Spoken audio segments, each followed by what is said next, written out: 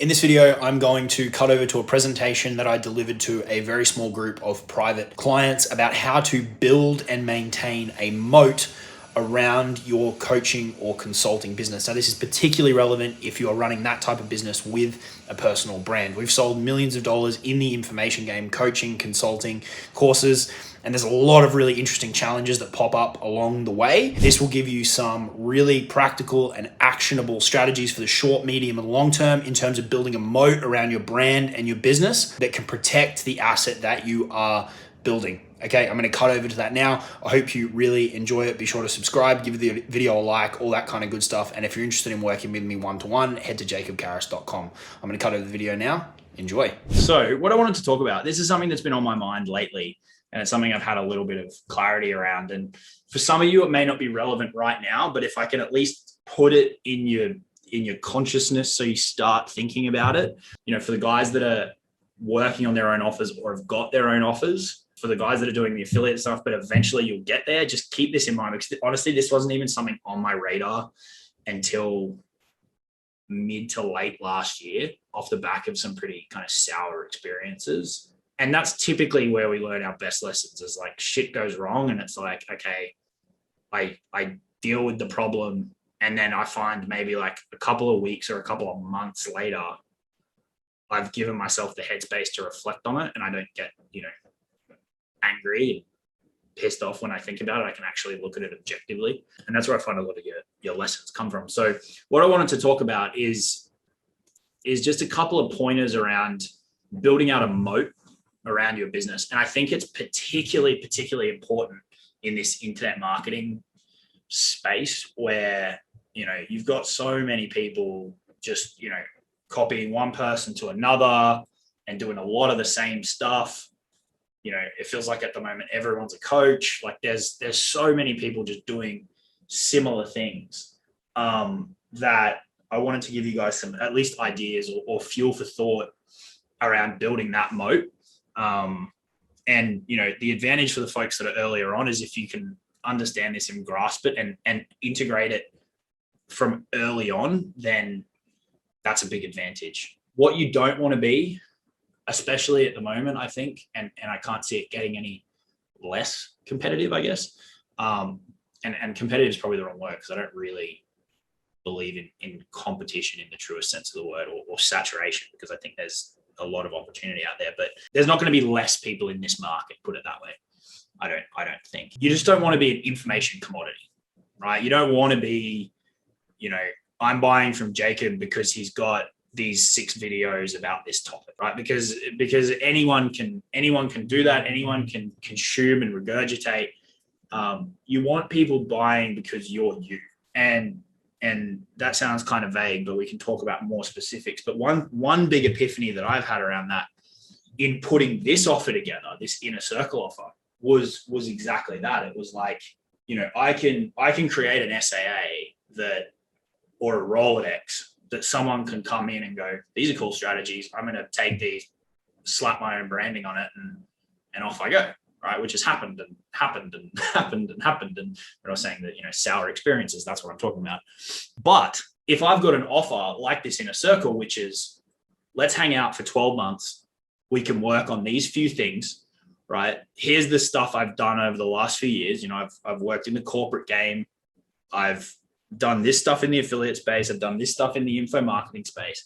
If you're selling that leadership and experience, that can't be replicated, right? Like there's no one who's got the same experience set that I do. They might have more experience on certain things, but there's no one who's got that exact same experience set. And if your customer at the point that you meet them with the offer feels like that's exactly what they need, that's beautiful, right? Like that's amazing. No one can copy that. Right. That's also a lot easier on you because, you're not competing on volume of information. Like, Zeki didn't jump in going, oh, I hope Jacob's got 50,000 videos for me to go through. Right. Like that's not what Zeki wants. Zeki wants to work together on a certain thing. Right. And he's obviously seen something that I've done. And he knows I can bring that experience to the table.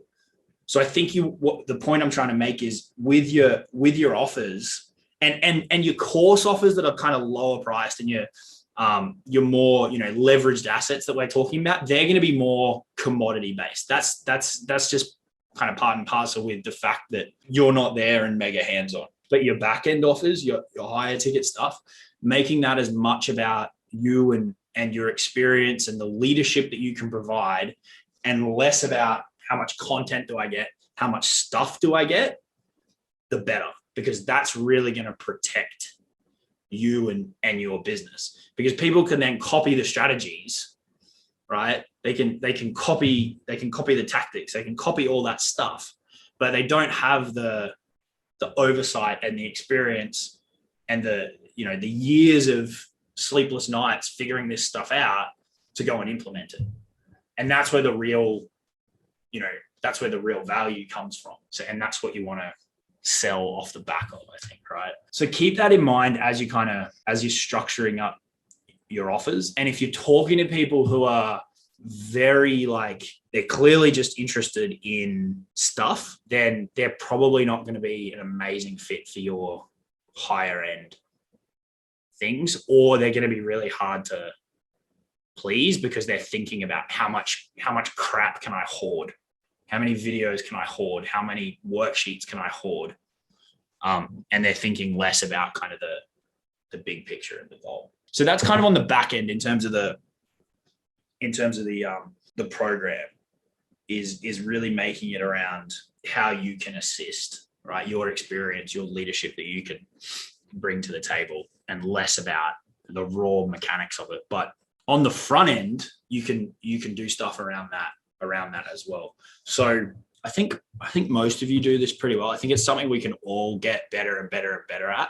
But integrating, you don't want to be a different person with your customers to who you are with your prospects, to who you are with anybody consuming a YouTube video, right? Or a Facebook Live or whatever. If there's congruency between those things, and then that is truly you, and they fall in love with you on the front end, right? Then they're going to want that person on the back end. And that becomes a natural moat in itself, right? I like Justice. I like his style. I like his beard. I want to get closer to that. That becomes a natural moat in itself.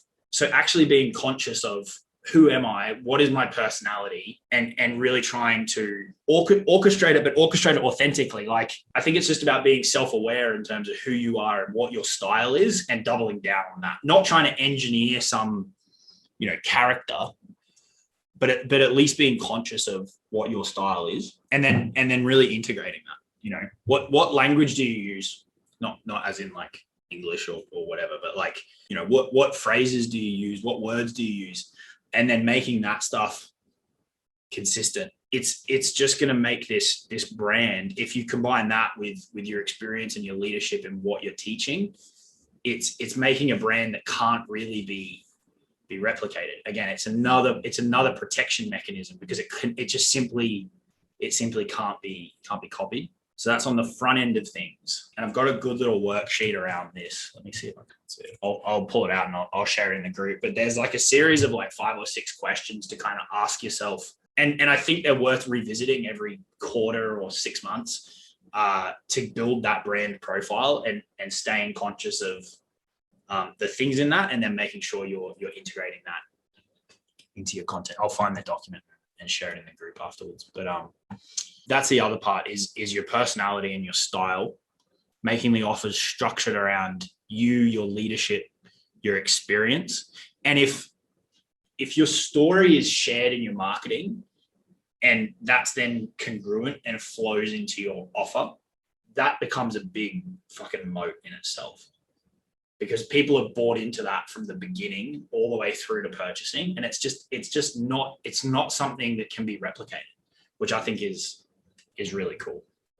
You're not going to be able to do this with a big mass market offer that you want to put, hundreds or thousands of people into as effectively, because by virtue of that, it's not going to be as hands-on, and you're not going to be able to jump on a call with, 8 people or whatever, and have that kind of eyeball to eyeball interaction, and which is naturally going to mean it becomes more of a commodity. But for your higher end stuff, for your back end stuff, that's how you can really kind of separate yourself.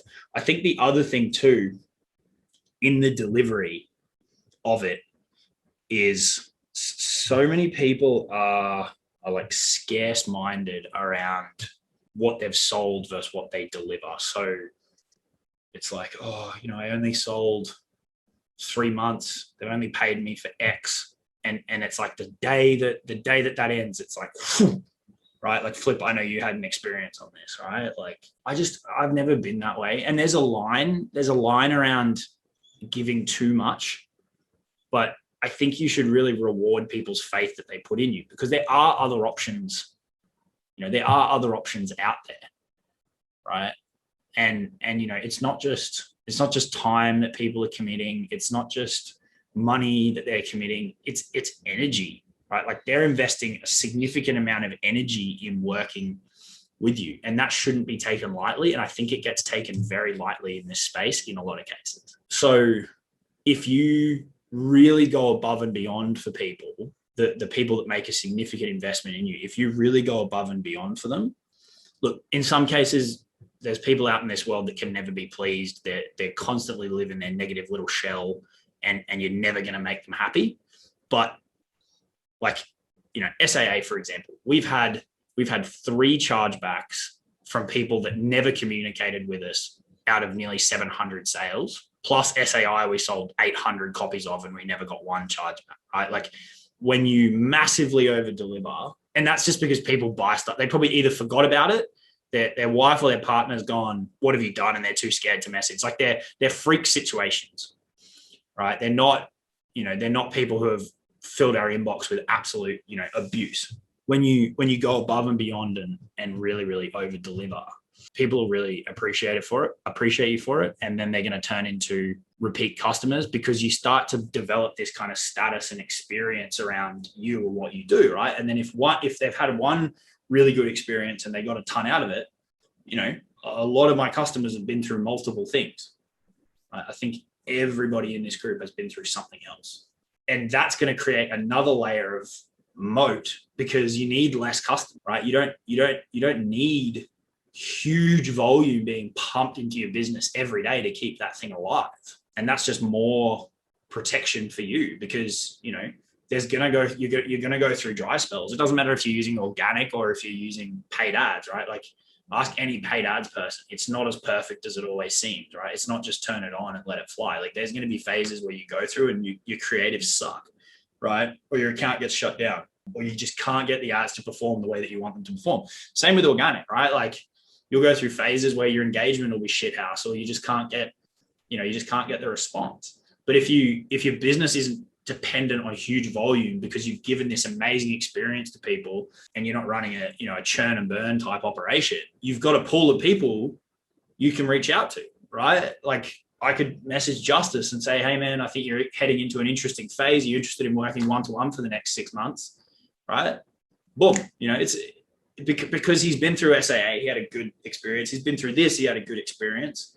And the lifetime value just becomes so much bigger that the volume that you need is just significantly less, which is an amazing protection mechanism, not just against your competition, but a protection mechanism in terms of cost, right? Like, time cost and raw cost of how much you need to spend on traffic, either in terms of time or in terms of money, generating leads. So the benefits that flow from that are huge. And referral business that's going to come off the back of that. The opportunities that will open up in terms of, connecting with leaders in the industry off the back of you giving people a good experience. And all it takes is, one name drop, and you end up on the right side of the right person that can present massive, opportunities. Like, that came about for me to get in the boot camp with ClickFunnels. Like, that came through, I met Bailey, I'm pretty sure, beforehand, who ran that summit. And then she was running this thing, and she's like, oh, I know Jake. Like, anyway, it can, I think people get stuck in this mode of like, all right, I'm networking, I'm pumping out messages and I'm not actually thinking about the fact that there's a real person on the other end of that text, right? Or there's a real person on the other end of that post. When in reality, every one of those Facebook profiles is a real person with a real life and real fears and real aspirations. And you can develop something pretty cool together over an extended period of time if you really cherish that. And this is why, you guys hear me talk about how I've had fallouts with students who have done the wrong thing. And that really like personally gets me here, not because I don't have thick skin. Like I've been through plenty of crap at this point in my corporate career. It's because I know the wasted opportunity. It's like, oh, you fucking idiot. Like if you just like not acted that way on one sale, right? And you wanted that $2,000, we could have done an event together. We could have done a launch together. We could have done millions in business over, the next 10 years. You just don't know, right? But you burnt it. And you had to say that one thing, or you had to do that one thing to make that sale, right? And it's just such stupid, short-sighted behavior. Whereas if, all the things we're talking about here, right? All the things we're talking about here, sure, it's probably harder to sell a leadership-based product, right? Because it's not as sexy as like, I've got these 10 videos and A to Z, they're going to spit out this amazing result. That's probably easier to sell, right? Because it sounds sexier, but this is going to attract better people for longer, straight up. Over delivery, if you work with someone for 3 months and then, they're not quite at the result that they wanted to be, and you give them another couple of months, in my eyes, I'm like, fuck, who cares, right? Like what's changed? I'm still showing up every day doing this stuff. So, as long as they're doing the work, and they're not, disappearing and then not doing anything and then expecting the world, right? Like it in a lot of cases, it doesn't cost you that much to really go that extra step, but the reward long-term that it can provide is pretty big. And then the last little point that I want to say on this has kind of ended up going in a few different directions, but that's fine, is just being selective about who you sell to. And again, that's tougher with a big mass market offer if you're taking on affiliates, or if you're pumping ads to a webinar or whatever. But where you do have the capacity to be selective, right? Like if you guys are running a program similar to this, as hard as it can be, sometimes as hard as it can be, if someone's going, yep, I want to pay you. If you feel like if your gut's telling you, stage 5 clinger, warning, just say no. Right. Like I know that it can be, and even sometimes I'm like, oh, maybe it'll be okay. But if your gut's telling you don't do it, there's 9 times out of 10, it's going to be right. Because, and this is why I was saying, for some of the folks who are earlier on, this isn't going to feel as relevant now, but it will. There's going to come a point where you're confident in yourself that you can make money, and your wallet's not, got a hole burnt in it, and you need cash now. And when that pivot happens, it's going to become infinitely more important that you're surrounding yourself with the right people who give you energy, right? Like I love these calls. These are honestly my favorite part of the week. And that's because I've been hyper selective about who I let in, right? Hyper selective. In the last week, I've turned away more people than we've sold to. I said no, just because it's not right. It doesn't feel right. And when that switch kind of flips, you're going to be really thankful that you don't have a group full of people who have paid you and you owe time to, that you don't want to work with, right? Because while early days, that may seem like, I just sell to whoever I can to make the buck, that is going to flip. So being conscious of that early can be important, because that shift will happen. And if it's set up the right way from early on, then you're going to be in a lot happier place when it does kind of flip over. So they're just a few things I wanted to put on the table